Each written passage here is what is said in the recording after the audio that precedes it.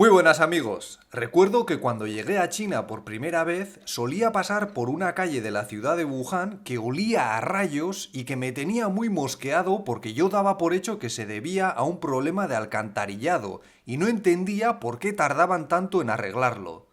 Hasta que un día me explicaron que aquella peste provenía de un puesto especializado en el famoso tofu apestoso o chou tofu. La verdad es que me costó mucho hacerme a la idea de que algo con un olor tan repugnante pudiese comerse, y las primeras veces que lo probé lo pasé bastante mal, porque me parecía que estaba comiendo algo podrido, pero lo cierto es que hoy en día soy capaz de disfrutar de algunas de sus variedades, aunque todavía están lejos de convertirse en mi plato favorito.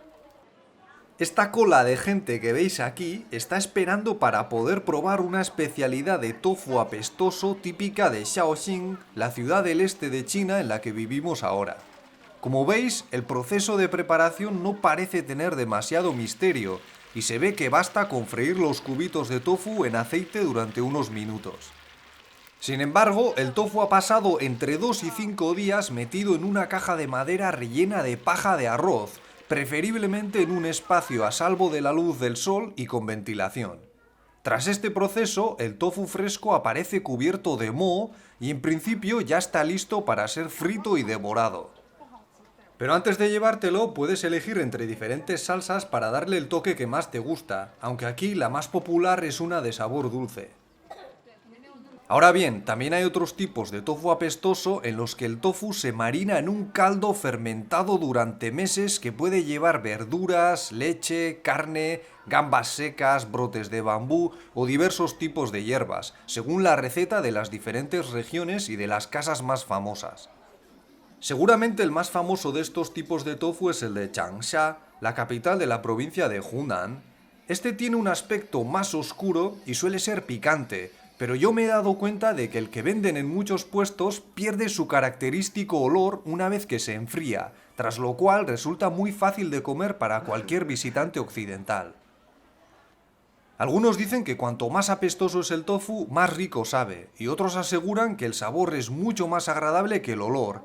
Pero yo he probado tofus sin apenas olor que sabían mucho peor que los capaces de apestar un barrio entero, y tofus que olían horrible y que sabían a mierda frita.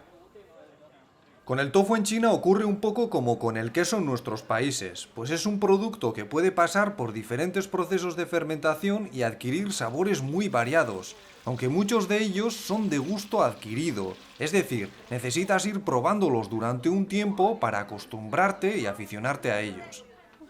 Por cierto, a la mayoría de los chinos les parece que nuestros quesos viejos huelen fatal y pueden mostrar muchos reparos a la hora de probarlos, exactamente por las mismas razones que a nosotros nos hacen salir corriendo de un puesto de tofu como el que os he enseñado.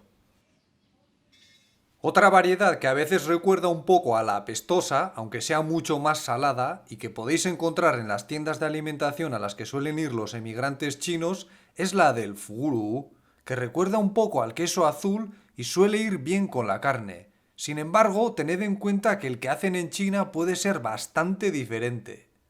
Mi suegra es una gran amante de estas modalidades de tofu y recuerdo que una vez me ofreció para probar un furu elaborado por su cuñado, el señor que aparece en mi vídeo sobre el caserío chino. Pero tengo que decir que me pareció la cosa más extrema que he comido en mi vida.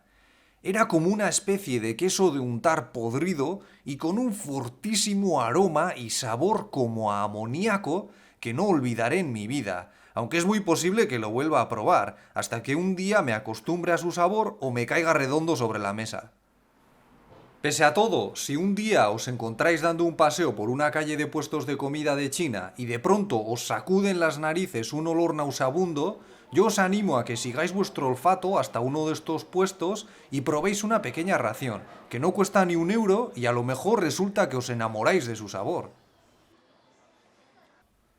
Eso es todo por hoy. Si os ha gustado el vídeo, no olvidéis darle un me gusta, y si me queréis ayudar con el canal, basta con que os suscribáis. Muchas gracias y hasta la próxima.